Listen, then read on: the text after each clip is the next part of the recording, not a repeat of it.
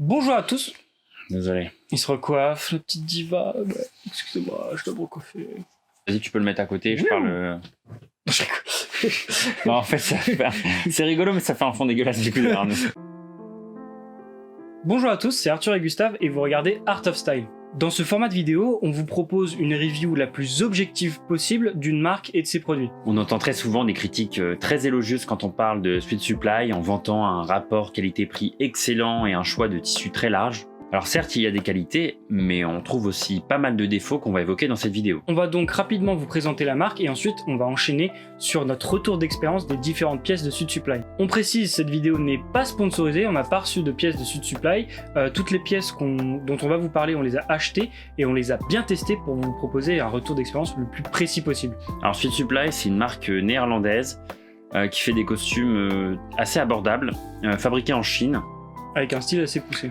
Ouais, assez sartorial, mais avec quand même des coupes plutôt slim. Du coup, on va attaquer directement le retour d'expérience et je vais commencer avec ma première pièce qui est ici, que j'attrape hors champ, qui est une diner jacket, donc une veste de smoking en soi. En velours, ouais. En velours avec le revers satiné que vous avez pu voir dans notre vidéo sur Kingsman, qu'on vous met en fiche quelque part par là. Franchement, c'était abordable, c'était bien pour faire un test. Après, on a le problème de Sweet Supply, les manches étaient trop courtes, j'ai dû les faire allonger en retouche et surtout j'étais un peu étriqué dedans, donc vraiment pas mal de retouches à faire, les revers qui cassaient, voilà. La longueur est bonne mais un peu juste, à part ça franchement ça va.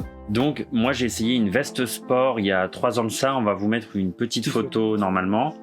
Le tissu était très joli, c'était une laine lin et soie, franchement je trouvais canon. C'était une veste assez déstructurée, donc c'est censé être confortable, mais ça tapait vachement dans la tête d'épaule, donc pas tant confortable que ça. Un peu serré dedans quoi. Les manches, bon déjà les manches étaient très courtes, c'était trop cintré, j'ai dû la faire vraiment beaucoup retoucher, et puis au final j'étais quand même pas bien dedans, c'est quand même dommage pour une veste qui est censée être confortable et déstructurée.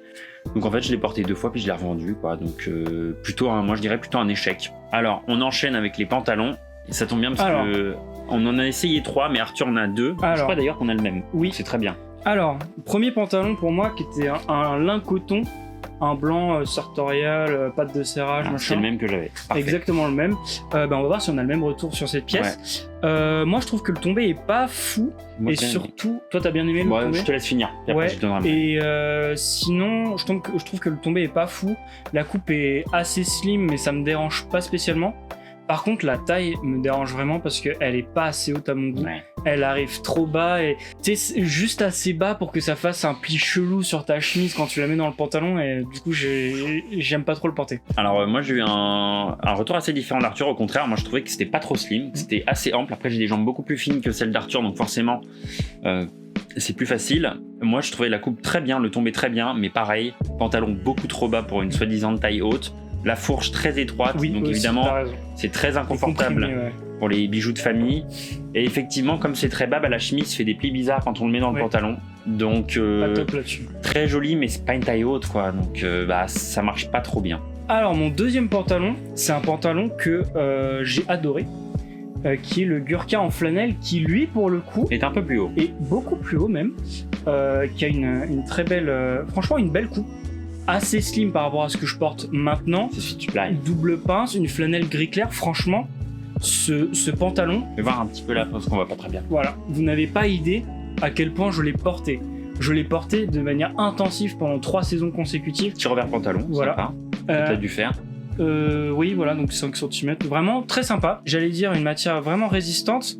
Mais ça, c'était jusqu'à hier matin. Parce que hier matin, je l'ai mis. Je me suis penché et je l'ai, je pense que vous voyez, je vais rapprocher un peu, je l'ai méga troué, éclaté, et c'est la première fois que ça m'arrive de trouer un pantalon. Je pense que ça arrive, j'ai déjà vu pas mal de personnes me dire j'ai des pantalons qui se trouent à ce niveau là, au niveau de l'entrejambe. Moi c'était la première fois que ça m'est arrivé. Et pas sur la couture, donc impossible à revoir. C'est mort, franchement c'est mort. J'ai perdu un frère d'armes. Voilà, il est tombé au combat quoi. Après pour sa défense, comme je vous ai dit, je l'ai vraiment intensément porté, donc bon. Puis à ton âme. Voilà. Mais bon, juste pour vous dire que après 3 ans très très très intensif, il m'a lâché quoi. Alors pour les manteaux, moi j'en ai pas testé, mais toi Gustave, t'as fait l'amère expérience de... Alors oui, alors là c'est vraiment l'expérience la plus catastrophique que j'ai eue chez Sweet Supply. En fait c'était un manteau en make to order, donc j'ai choisi le tissu, la coupe, j'ai pris un Ulster coat bleu marine, ce qui était une erreur parce que le tissu était très fade, donc sur ce genre de manteau ça fait un peu bizarre, ça fait très c'était plus ton erreur que la marque je pense. C'est vrai, non mais c'est pour ça que je tiens à le préciser, mais ensuite je l'ai essayé, j'ai pris soi-disant une grande taille, c'est-à-dire qu'en fait chez Sweet Supply c'est écrit si vous faites plus d'1m86 vous prenez la grande taille pour la longue taille, c'est plutôt extra long quoi. Ouais, mais pour les manches et pour la longueur, donc moi je fais 1m82, je me suis dit je vais prendre le truc pour 1m86, vaut mieux que ce soit un petit peu plus grand, et en fait c'était trop court. Donc il t'est arrivé où les manches? C'était ridicule, enfin c'était... Bon, il manquait pas grand chose, mais ce qui est censé être une taille longue pour quelqu'un d'1m86 n'allait pas pour quelqu'un d'1m82. Ah ouais. Voilà, donc c'est pas bon. La coupe était trop cintrée, j'étais trop serré de partout et ça faisait un peu cheap, les finitions dans le dos, la martingale, enfin vraiment je l'ai revendu à quelqu'un qui faisait une taille en dessous de moi, ça lui allait bien, mais franchement mauvaise expérience sur le MTO. Nul. Et pourtant les manteaux chez Sweet Supply ils ont l'air beaux, mais là c'était une catastrophe. Bon, Arthur est en train de choper une des chemises, il y en a plusieurs. Alors, les chemises, j'en ai un paquet, donc je peux vous dire que j'ai un retour assez complet sur la gamme des chemises de Sweet Supply. J'ai testé différentes qualités de tissu, j'ai du traveler, j'ai du lin coton, j'ai une popeline classique avec différents cols. Que des rayures. T'avais pas une obsession des rayures à ce moment-là? Si, d'ailleurs c'est un truc dont... T'es en train de te soigner? Ouais, je suis en train de me soigner. D'accord. Les cols sont bien. L'amplitude pour le coup, je ne suis pas trop serré dedans, ce qui est quand même à noter. Donc en fait les vestes sont trop serrées, mais les chemises ça va. Allez expliquer ça. Mais alors par contre, les manches c'est une catastrophe quoi. Les manches, alors c'est un truc que j'ai comme problème chez toutes les marques en prêt-à-porter. Mais là vraiment elle m'arrive là quoi, tu vois. C'est c'est une chemisette, c'est pas une chemise. Là je pense que ça se voit, tu vois, que c'est du prêt-à-porter, c'est déjà un peu court. Mais là elle m'arrive vraiment. C'est un peu ridicule. Ouais, elle m'arrive presque au milieu de l'avant-bras. J'exagère peut-être un peu, tu vois. Mais franchement, trop court. C'est trop court. Les manches sont trop courtes. Alors j'ai ce problème-là, mais là c'était trop. Moi j'ai eu une chemise en denim que j'ai pas là, que j'ai donné à un pote qui faisait une taille en dessous, pareil. C'est un denim japonais, franchement qui est très les tissus doux. sont bien, je trouve. Hein. Il avait vraiment de la gueule, c'était cool. Par contre la coupe ça allait pas quoi, même avec plein de retouches, c'était à la fois trop ample et trop serré au niveau des épaules. Enfin, du coup j'étais pas bien dedans. Puis bah je l'ai donné à quelqu'un qui faisait une taille en dessous. En fait il y avait un problème au niveau de la coupe. Je saurais pas exactement quoi vous dire parce que je suis pas tailleur, mais ça allait pas et c'est dommage parce que les tissus sont beaux quoi. Les tissus c'est pas des tissus. Et le col était canon aussi quoi. Donc bon c'est dommage. C'est dommage, c'est presque ça. Alors pour les pulls, moi j'en ai pas testé. Par contre je vais vous parler de ce qui se rapproche le plus d'une maille avec un polo en jersey. Je vais vous montrer un peu la matière.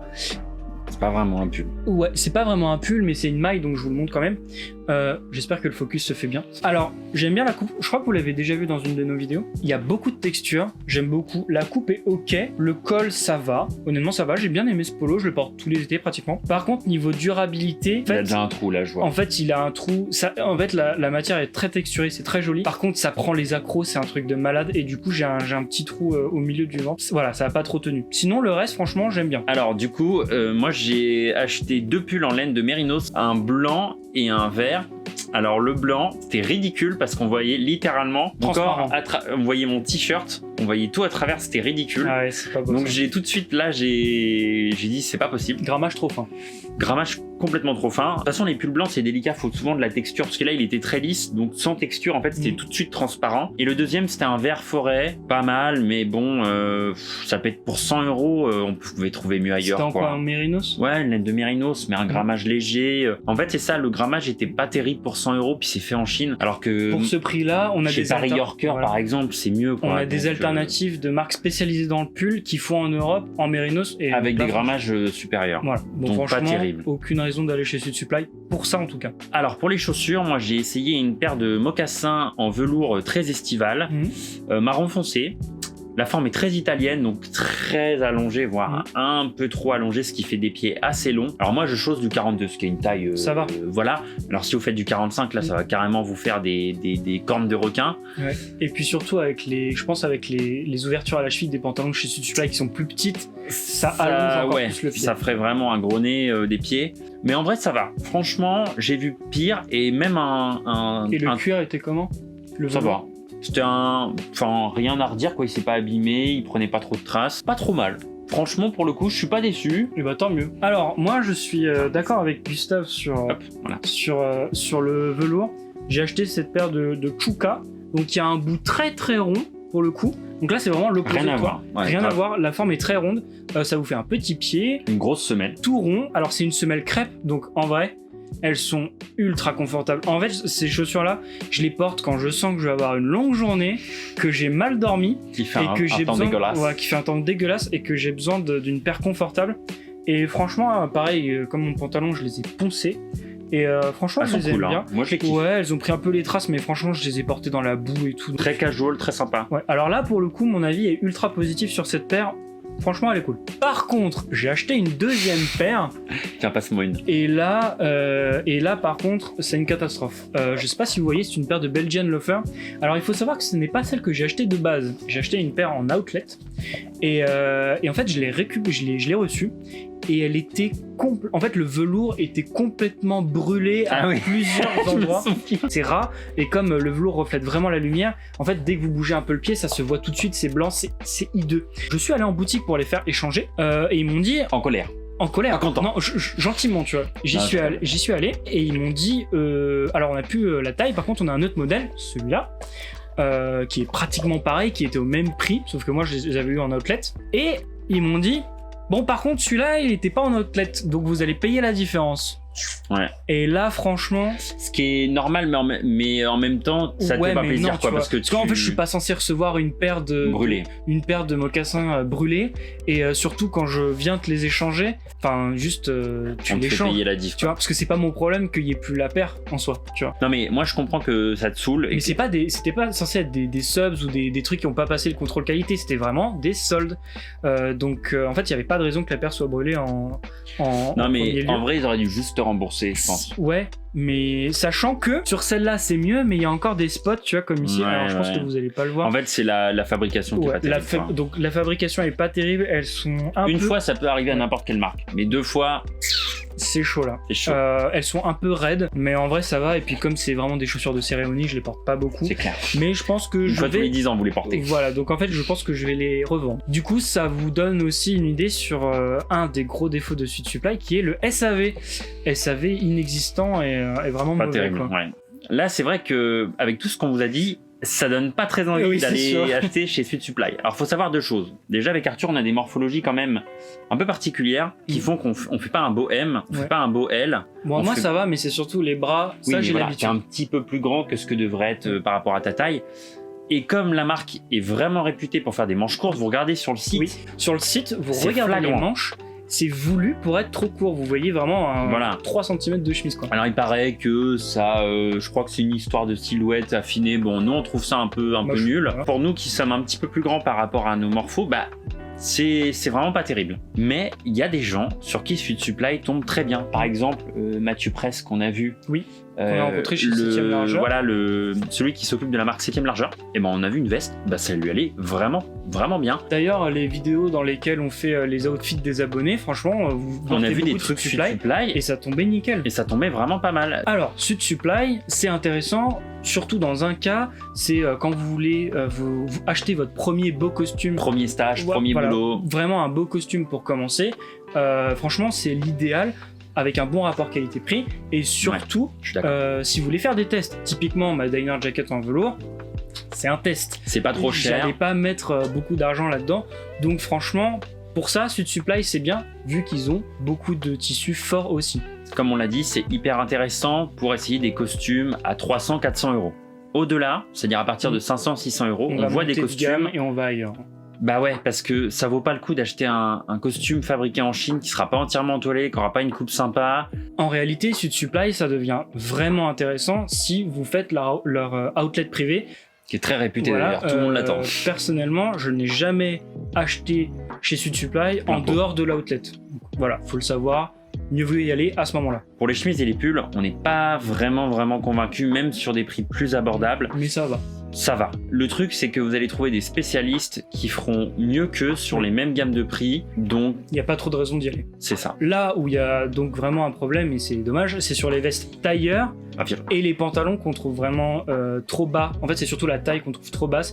Et encore, c'est slim, mais ça va. Mais peut-être sur les vestes casual, les sahariennes et tout, des trucs vraiment déstructurés, ça peut être cool.